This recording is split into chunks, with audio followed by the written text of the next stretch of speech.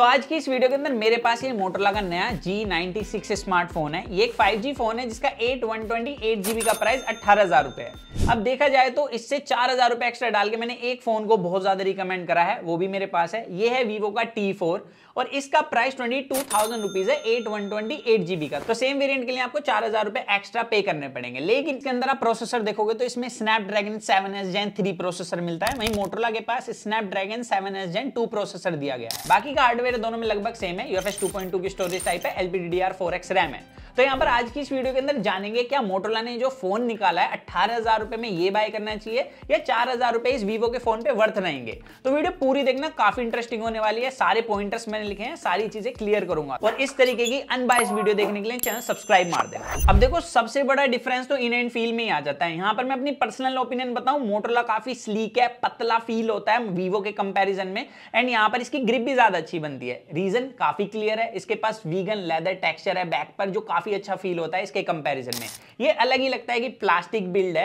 बाकी यहाँ पर एक चीज में तो दोनों के पास ही प्लास्टिक है, वो है साइड का फ्रेम। दोनों पे ही साइड का फ्रेम प्लास्टिक का है, बट यहाँ पर मोटोरोला के ऊपर फ्रेम पर डोल्बी एटमॉस लिखा है, क्योंकि जो इसके स्पीकर्स है वो डोल्बी एटमॉस की शक्ति के साथ आते हैं। बाकी यहाँ पर फ्रंट प्रोटेक्शन की बात करी जाए तो मोटोरोला के पास कॉर्निंग गोरिल्ला ग्लास 5 की प्रोटेक्शन है, एंड Vivo ने यहाँ पर फ्रंट में शील्ड ग्लास दिया है। शील्ड ग्लास अब कितना टफ है ये चीज क्लियर अभी तक नहीं हुई है, ये चीज मैं पहले भी बोलता हूं। तो यहाँ पर ड्यूरेबिलिटी के मामले में अभी तक मोटोरोला ज्यादा अच्छा लग रहा है और ओवरऑल इन हैंड फील में ज्यादा बढ़िया है Vivo के कंपैरिजन में। इसके अलावा नीचे की तरफ दोनों में टाइप सी पोर्ट मिलता है। सिम की बात करें तो इसके अंदर आप 2 सिम लगा सकते हो, डुअल सिम स्लॉट दिया गया है। मेमोरी एक्सटेंड नहीं की जा सकती और दोनों के अंदर ही नेटवर्क कनेक्टिविटी काफी अच्छी है, कॉलिंग क्वालिटी भी बढ़िया मिलती है। बाकी Vivo के पास यहाँ पर एक चीज में और कमी है कि IP65 रेटेड है, हल्की फुल्की पानी की बूंदों से ये बच पाएगा, लेकिन वहीं पर मोटोरोला IP68 रेटेड है। हालांकि यहाँ पर कोई भी कंपनी वारंटी नहीं देती है, फोन खराब होगा तो आपको खुद जेब से पे करना पड़ेगा, बट अच्छी हमें जब IP रेटिंग मिल जाती है तो थोड़ा सा दिल को तसल्ली हो जाती है।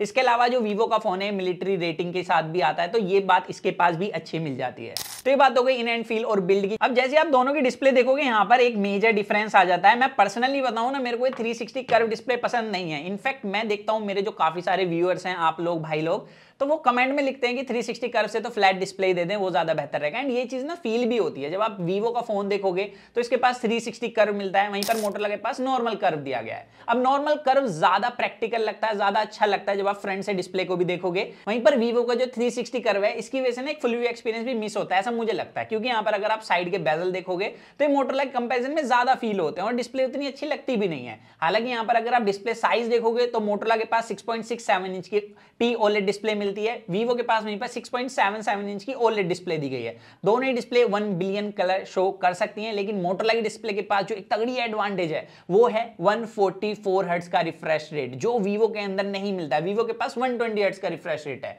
अब इसकी वजह से स्मूथनेस में भी डिफरेंस आता है, जिसकी बात हम आगे करेंगे। एंड यहाँ पर जो मोटोरोला ने इस बार हाई रिफ्रेश रेट दिया है वो गेमिंग के अंदर काम नहीं करेगा, वो एक्चुअली जब आप फोन में स्क्रॉल अप स्क्रॉल डाउन कर रहे हो, UI चला रहे हो, वहां पर काम करने वाला है। और Vivo के पास भी एडवांटेज है डिस्प्ले के अंदर की, एक तो इसमें HDR में आपको 5000 निट्स की पीक ब्राइटनेस मिलती है। हालांकि ये उतना अच्छे से वर्क नहीं करती जितना कि Vivo X200 FE की 5000 निट्स की पीक ब्राइटनेस है।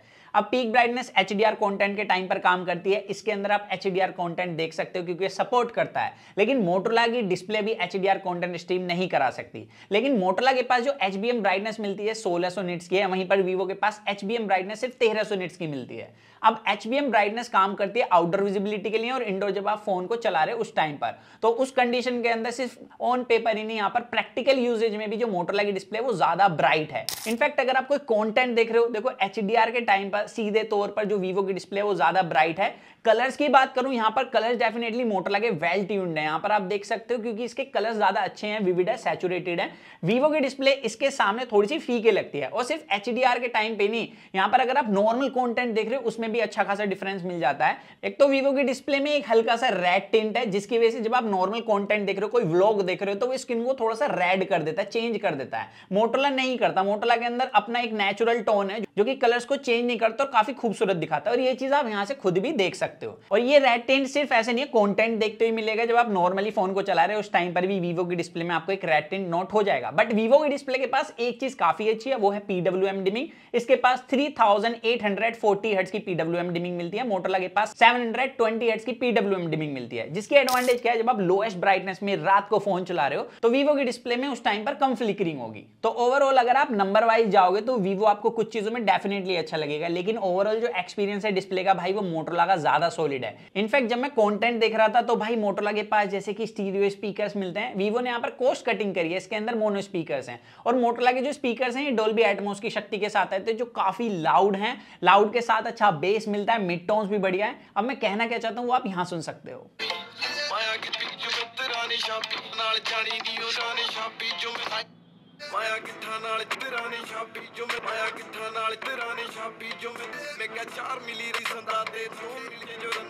तो यहाँ पर वीवो लाउड है लेकिन मेरे को डिस्टॉर्टेड फील हुआ। इसके अलावा अगर आप ईयरफोन्स यूज करना चाहते हो, टाइप सी करने पड़ेंगे, 3.5mm जैक दोनों में नहीं है, लेकिन मोटोरोला के फोन में आपको हाई रेज ऑडियो का सपोर्ट मिलता है, वीवो ये चीज ऑफर नहीं करता। बाकी देखो दोनों ही फोन ओलेड पैनल के साथ आते हैं, तो इन डिस्प्ले फिंगरप्रिंट सेंसर दोनों में मिलता है, स्पीड रिकॉग्निशन दोनों की काफी अच्छी है, एंड हैप्टिक्स की जो इंटीग्रेशन है वो भी दोनों में सिमिलर सी मिलती है, और हैप्टिक मोटर भी सिमिलर ही वर्क कर दी है। अब बात करें दोनों की परफॉर्मेंस की, तो यहाँ पर मोटोरोला के पास स्नैपड्रैगन 7S Gen 2 प्रोसेसर मिलता है, वहीं पर जो वीवो का फोन है इसके अंदर इस प्रोसेसर का सक्सेसर प्रोसेसर है, इसमें स्नैपड्रैगन 7S Gen 3 प्रोसेसर दिया है, जिसका स्कोर अगर आप ऑन पेपर देखोगे तो मोटोरोला से ज्यादा मिलता है। बट यहाँ पर मैं एक चीज कहूंगा कि जो वीवो है इन्होंने ना इस प्रोसेसर का अच्छे से यूज नहीं लिया। अब मैं ऐसे क्यों कह रहा हूं वो बताता हूं। देखो सबसे पहले अगर आपको याद हो तो मैंने स्टार्टिंग में हार्डवेयर बताया था, दोनों के पास UFS 2.2 की स्टोरेज टाइप थी, LPDDR4X रैम है, जिसकी वजह से ऐप ओपनिंग क्लोजिंग दोनों की सिमिलर है, दोनों में आपको अच्छी एनिमेशन मिल जाती है, ऐप ओपनिंग और क्लोजिंग दोनों ही।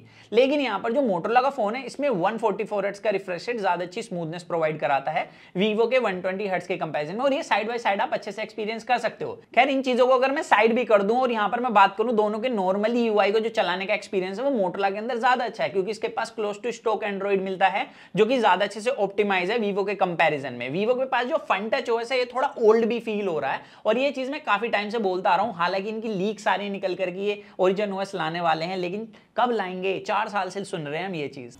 तो साला ये दुख का खत्म नहीं होता बे। और इनका जो एक्सपीरियंस है वो खराब एक्स्ट्रा ब्लोटवेयर की वजह से भी होता है। दोनों के अंदर प्री इंस्टॉल्ड एप्लीकेशन है आप देखो, लेकिन मोटोरोला के पास इक्का दुक्का है जिन्हें आप इंस्टॉल कर सकते हो, यहाँ पर भी इंस्टॉल कर सकते हो, लेकिन इसके अंदर ऐप मार्केट और गेम ऐप का एक फोल्डर है जिसको आपको अंदर से जाकर ही डिसेबल करना पड़ेगा। तो फोन को क्लीन करने के लिए यहाँ पर वीवो में आपको अच्छा खासा टाइम देना पड़ेगा, जब जाकर आपको थोड़ा क्लीन एक्सपीरियंस मिलेगा। लेकिन हाँ, इसका सॉफ्टवेयर एक चीज में अच्छा है मोटोरोला कंपैरिजन, वो है इसके पास 2 साल की मेजर अपडेट मिलेंगी, 3 साल का सिक्योरिटी पैच। मोटोरोला वहीं पर 1 साल की ही आपको मेजर अपडेट देगा और 3 साल का सिक्योरिटी पैच। और मोटोरोला के पास यहाँ पर सॉफ्टवेयर में एक चीज की सॉलिड एडवांटेज है, अगर आप इन चीजों को यूज करते हो, यहाँ पर एक तो मोटो सिक्योर मिलता है, फैमिली स्पेस है, एंड इसके अंदर स्मार्ट कनेक्ट फीचर है जो काफी यूजफुल है। अगर आप किसी डिस्प्ले से कनेक्ट करना चाहते हो, चाहे वो टीवी हो, पीसी हो, लैपटॉप हो, आप वायरलेसली कनेक्ट कर सकते हो, डेटा ट्रांसफर कर सकते हो आपस में वायरलेसली, और काफी फास्ट होता है। ये फीचर काफी प्रोडक्टिव वर्क को बढ़ा देता है, इसके बारे में मैंने पहले बात करी थी जब ये फीचर आया था। तो इस प्राइस के अंदर ये फीचर मिलना भी काफी अच्छी चीज है। और हाँ, एक और वजह है जिसकी वजह से मैं कह रहा था कि वीवो ने प्रोसेसर को अच्छे से यूज में नहीं लिया, वो आपको गेम सेटिंग से ही दिख जाएगा। यहाँ पर भाई इसके अंदर अच्छा प्रोसेसर है तो ये अच्छी सेटिंग्स दे सकते थे, 90 FPS का गेम प्ले में मिल सकता था, लेकिन यहाँ पर दोनों ही फोन के अंदर स्मूथ की बात हो या HDR की बात हो, आप 60 FPS तक गेम प्ले कर सकते हो दोनों ही फोन में। एंड यहाँ पर गेम प्ले का एक्सपीरियंस भी सिमिलर है, यहाँ पर कितनी भी देर आप गेम प्ले कर लो, यहाँ पर दोनों के अंदर ही बढ़िया चलता है। 50 to 55 FPS की कंसिस्टेंसी दोनों के अंदर ही मिलती है। इवन यहाँ पर मैंने एक चीज और नोट करी, अच्छा खासा गेम खेलने के बाद भी मोटोरोला का फोन उतना वार्म फील नहीं होता जितना कि ये होता है। अब इसके पीछे रीजन ये भी हो सकता है कि यहाँ पर प्लास्टिक बैक यूज करे जिसकी वजह से ज्यादा फील हो रहा हो, वहीं पर मोटोरोला ने वीगन लेदर टेक्सचर यूज करा है जिसकी वजह से इसके अंदर हीट उतनी फील नहीं हो रही हो, तो ये भी हो सकता है। तो यहाँ पर ओवरऑल जैसे 4000 रुपए दोनों के बीच में डिफरेंस है, वो बिल्कुल भी दोनों फोनों को चलाकर फील नहीं होता। इनफैक्ट यहाँ पर कम प्राइस के अंदर जो मोटोरोला ज्यादा अच्छी स्मूथनेस ऑफर कर रहा है। इसके अलावा अब कैमरास की बात करी जाए तो दोनों में 50 मेगापिक्सल का मेन कैमरा है, बट यहाँ पर सेंसर काफी डिफरेंट है। यहाँ पर मोटोरोला के अंदर लाइट या 700C कैमरा सेंसर यूज करा है और वीवो के पास सोनी का IMX882 कैमरा सेंसर है। इसके अलावा जो आप देख रहे हो वीवो के पास ये बड़ा सा कैमरा मॉड्यूल है, ये सिर्फ ऑडियंस को चूना लगाने के लिए बनाया गया है, क्योंकि इसके अंदर दूसरा कैमरा सिर्फ 2 मेगापिक्सल का है, वो भी डेप्थ, जिसका कोई काम ही नहीं होता, क्योंकि वो वाली जो डेप्थ है वो आप भाई सॉफ्टवेयर से ही अचीव कर सकते हो। तो ये सिर्फ ब्रांड चिपकाते हैं चूना लगाने के लिए। लेकिन यहाँ पर जो मोटोरोला इन्होंने 8 मेगापिक्सल का अल्ट्रा वाइड कैमरा सेंसर दिया है। इसके अलावा मोटोरोला के पास और इसके पास दोनों के पास ही 32 मेगापिक्सल का फ्रंट कैमरा है, जो दोनों ही 4K 30 FPS में वीडियो रिकॉर्ड कर सकते हैं। वीडियो आप यहाँ पर देख सकते हो। अभी ये दोनों के फ्रंट कैमरे की वीडियो क्वालिटी एंड दोनों ही 4K 30 FPS में वीडियो रिकॉर्ड कर सकते हैं। बाकी भाई आज मौसम बड़ा सही है, यहाँ पर डायनेमिक रेंज दोनों की काफ़ी अच्छी लग रही है, लाइट कंट्रोल भी दोनों का काफ़ी बढ़िया है। बट स्टेबलाइजेशन का क्या और ऑडियो क्वालिटी का क्या, तो यहाँ पर स्टेबलाइजेशन आप देख सकते हैं, मैं नॉर्मल वॉक कर रहा हूँ एंड यहाँ पर ऑडियो क्वालिटी तो मैं आप पर छोड़ूंगा, आप बताना आपको किसकी अच्छी लग रही है। बट यहाँ पर अपोजिट लाइट आप देख सकते हैं, मोटोरोला का फोन स्किन टोन को थोड़ा अच्छे से दिखा रहा है as compared to Vivo. Video recording में यहाँ पर स्टेबलाइजेशन भाई मोटोरोला की ज्यादा अच्छी थी फुल सेटिंग्स में, वीवो के पास स्टेबलाइजेशन अच्छी नहीं है। हालांकि यहाँ पर light control, colour, dynamic range दोनों की काफी बढ़िया थी। यहाँ पर 19-20 का ही फर्क है, जो मैं आप पर छोड़ूंगा, आप बताना आपको किसकी अच्छी लग रही है। बट ओवरऑल स्टेबलाइजेशन की वजह से यहाँ पर मुझे मोटोरोला ज्यादा अच्छा लगा। इसके अलावा बैक कैमरे पे स्विच करें तो वहां पर भी आप 4K 30 FPS में वीडियो रिकॉर्ड कर सकते हो दोनों से। एंड यहाँ पर मैंने देखा मोटोरोला के अंदर थोड़ा सा हाई कॉन्ट्रास्ट मिलता है, वहीं पर वीवो की जो वीडियो है वो थोड़ी फेडेड लगती है। एंड यहाँ पर स्टेबलाइजेशन भाई इस सेटिंग्स के अंदर दोनों के पास ऑलमोस्ट सिमिलर मिलती है। तो आप बताना यहाँ पर वीडियो में आपको किसके कलर्स अच्छे लग रहे हैं। और यहाँ पर अगर आप फोटोज की बात करी जाए फ्रंट कैमरे की, तो यहाँ पर कलर्स में वीडियो की तरह डिफरेंस आता है। मुझे पर्सनली जो स्किन टोन है वो वीवो का थोड़ा सा बेटर लगा, क्योंकि जो लाइट कंट्रोल है फेस पर वो थोड़ा सा बेटर करता है मोटोरोला कंपैरिजन में। बाकी यहाँ पर डिटेल्स में भी थोड़ा सा वीवो एज ले जाता है। इसके अलावा अगर डायनेमिक रेंज की बात करी जाए, दोनों की काफी अच्छी है। बैकग्राउंड में लाइट कंट्रोल भी दोनों काफी बढ़िया तरीके से कर लेते हैं, और पोर्ट्रेट मोड के अंदर एज डिटेक्शन दोनों का लगभग बराबर सा ही मिलता है, भले यहाँ पर 4000 रुपए प्राइस डिफरेंस हो। अब यहाँ पर बैक कैमरास की बात करी जाए तो मोटोरोला के पास डेप्थ ऑफ फील्ड ज्यादा अच्छा मिलता है, ये चीज आप यहाँ पर खुद देख सकते हो। इसके अलावा जो डिफरेंस आता है, वीवो की फोटो थोड़ी फेडेड लगती है, मोटोरोला की जो फोटोज हैं वो थोड़ा सा सैचुरेटेड लगती हैं। बाकी यहाँ पर मोटोरोला जो फ्लेयर्स है वो ज्यादा अच्छे से कंट्रोल करता है वीवो के कंपैरिजन में। एंड दोनों ही फोन के पास आप 1x से लेके 2x तक डिजिटल जूम करके फोटो क्लिक कर सकते हो पोर्ट्रेट मोड के अंदर भी। बाकी यहाँ पर एज डिटेक्शन वगैरह दोनों का ही काफी अच्छा है।